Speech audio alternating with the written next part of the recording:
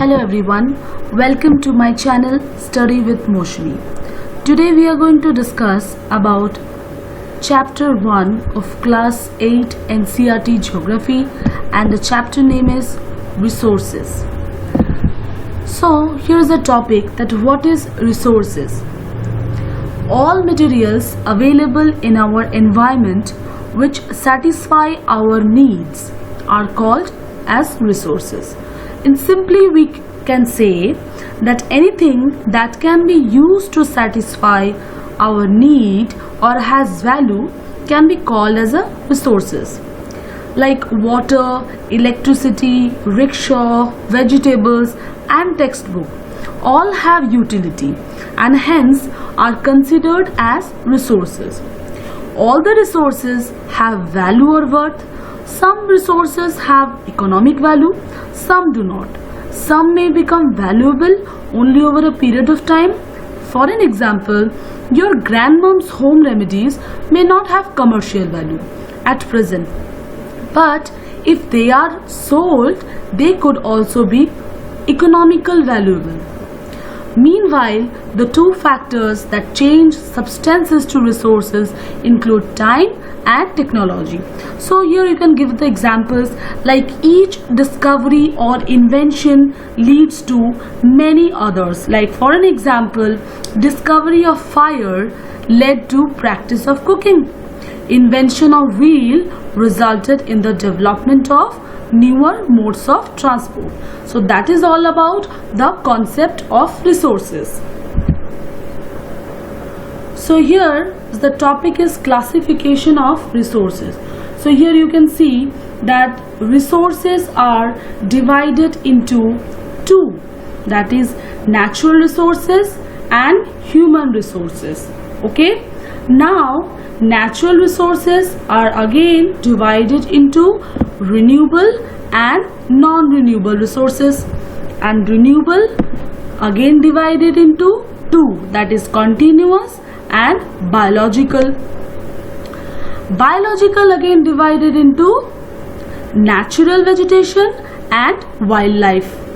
Non-renewable divided into recyclable and non-recyclable. In recyclable the example is metal, and non-recyclable example is fossil fuel. Now we will see the human resources, that is it includes structures and institutions and quantity and quality. So that is all about the resources and their classification. Okay, so now types of resources, we will discuss it in a broad way. So first is natural resources. So what is natural resources? Natural resources are those resources that are drawn from the nature, or you can say that we get from the nature. For an example, you can give air, water, soil, minerals and natural resources. Or you can say the natural resources are resources that exist without actions of humankind. So this includes all valued characteristics such as magnetic, gravitational, electrical and forces, etc. On earth it includes sunlight, atmosphere, water, land, along with all vegetation, crops and animals' life that naturally subsist upon or within the previously identified characteristics and substance. So the natural resources are also called as gifts of nature. Now natural resources are again divided into the two, like actual resources and potential resources, but these are on the level of development or on the basis of the level of their development. Okay, so now we will discuss the difference between actual resources and potential resources. Actual resources are those whose quantity is known, okay, and potential resources are those whose quantity may not be known. Again, actual resources are being used in present, but the potential resources are not being used at present and could be used in the future. Okay, or you can give the example of actual resources like coal of Germany, petroleum in the West, or in the potential resources you can give example like the uranium in Ladakh. So that is all about the actual resources and potential resources. Now on the basis of origin, again it is divided into biotic resources and abiotic resources. So what is biotic resources and abiotic resources? Biotic resources, all those resources which are obtained from the biosphere and have life are known as biotic resources, whereas abiotic resources, all those resources which are composed of non-living things are called abiotic sources. Biotic sources can be classified as producer, consumer and decomposer, whereas abiotic resources can be classified as renewable and non-renewable. Biotic resources are again our forest, livestock, human beings are the examples of biotic resources, or light, rain, rocks, soil, water are the example of abiotic resources. So these are the difference between biotic resources and abiotic resources. Now there is a third point, that on the basis of renewability, natural resources can be categorized into the two, that is renewable resources and non-renewable resources. So it is very important to know the difference to understand the concept. So first we will discuss renewable, then non-renewable. Renewable resources, these are the resources which can be renewed in short period of time. Okay, these do not cause any pollution to the environment, and renewable resources are free gifts of nature. You can give example like air, water and solar energy are some of the renewable resources. Okay, or you can again say that renewable resources are those resources which can get renewed or replenished quickly are called renewable resources. They are also called inexhaustible or inexhaustible resources. Now the non-renewable resources. What are the non-renewable resources? These are the resources which cannot be renewed in short period of time. These cause pollution to the environment. These are not the free gifts of nature. Minerals, oil and coal are some of the non-renewable resources, or you can say non-renewable resources which have a limited stock. Once the stocks are exhausted, it may take thousands of years to be renewed or replenished, are called as non-renewable resources, and these are called the exhaustible resources. You can give example like coal, petroleum and natural gas. So these are the difference between the renewable resources and non-renewable resources. Next, you can see the diagram.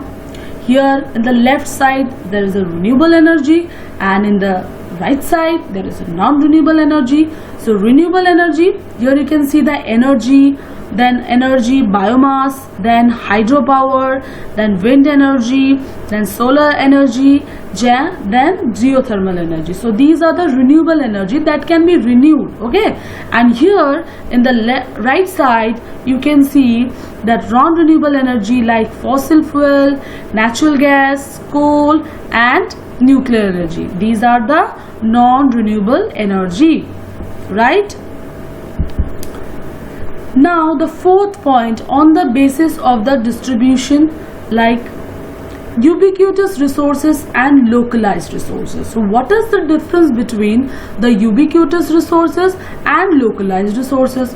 Ubiquitous resources are found everywhere on the earth. Okay, you can give example like land, water, air are the ubiquitous resources that are found everywhere, and localized resources are found only in a certain place Like you can say copper and iron are the examples of the localized resources that can found only in certain places. So these are the difference between the ubiquitous resources and localized resources.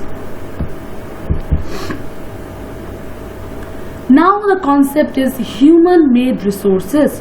What is human-made resources? Human resource refers to the number and abilities of the people. The resources which are created from the natural resources by the human resources by the human being to produce useful products are known as human-made resources. Like you can say roads, machinery, vehicles.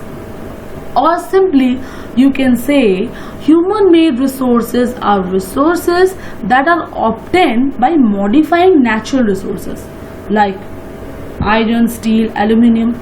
Technology, knowledge and skill are used to convert natural resources into usable forms and hence are called as human-made resources. Okay? And people with their knowledge and skill have invented technologies to make the best possible use of the resources. That is all about the human-made resources. Now, what is human resources? Human resources are the people who add utility to the resources by value adding on it. Or you can say human resources refers to the numbers and abilities of the people. People can make the best of use of nature to create more resources. So people are the human resources. Improving the quality of people's skill so that they are able to create more resources is known as human resource development. So that is all about the concept of human-made resources and human resources. Okay? So now the concept is conserving resources. That means how to conserve our resources. So imagine a situation where all the water on the earth had dried up and all the trees were cut down. There is no shade, nothing to eat or drink. If we are not careful, then even renewable resources can become very scarce and non-renewable ones can definitely get exhausted. Using resources carefully and giving them time to get renewed is called resource conservation. So carefully utilizing resources so that beside meeting the requirements of the present, it also take care of the future generation, and it is also called the sustainable resources or sustainable development. There are ways to conserve resources.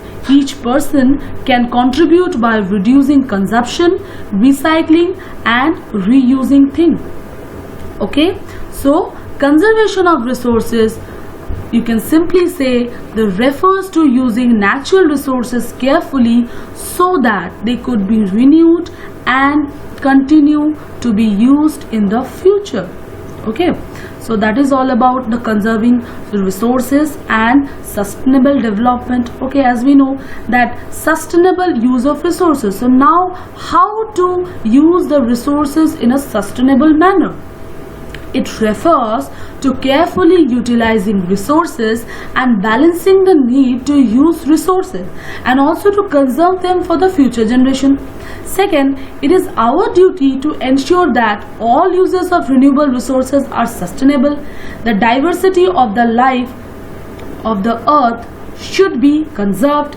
The damage to natural environmental system should be minimized. Okay, and lastly, there are many ways of conserving resources. Each person can contribute by reducing consumption, recycling and reusing things. Now in the next slide we will understand the 3R, that is recycling, reusing and reducing. So here you can see the diagram like reduce, reuse and cycle. First we will understand the reducing part or reduce. Reducing is the first and most effective of the 3R. It means reducing your consumption or buying less. Designing items like plastic bottles in ways that use less material is another way to reduce consumption.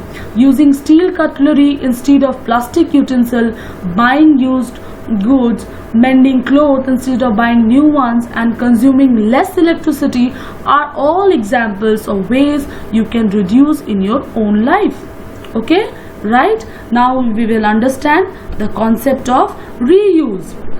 What is reuse or what is reusing?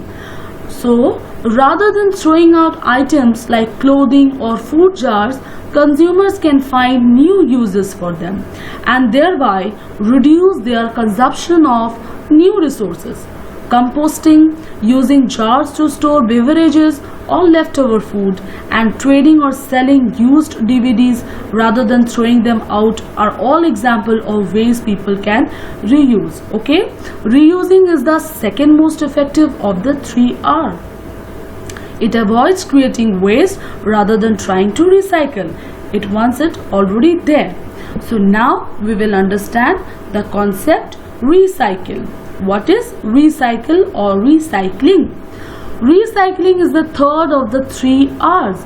Recycling extracts valuable materials from items that might otherwise be considered trash or turns them into new products. That is all about reduce, reuse and recycle. I hope you understand. Okay, so our chapter is completed. Thank you, students, and be safe, stay healthy and stay at your home.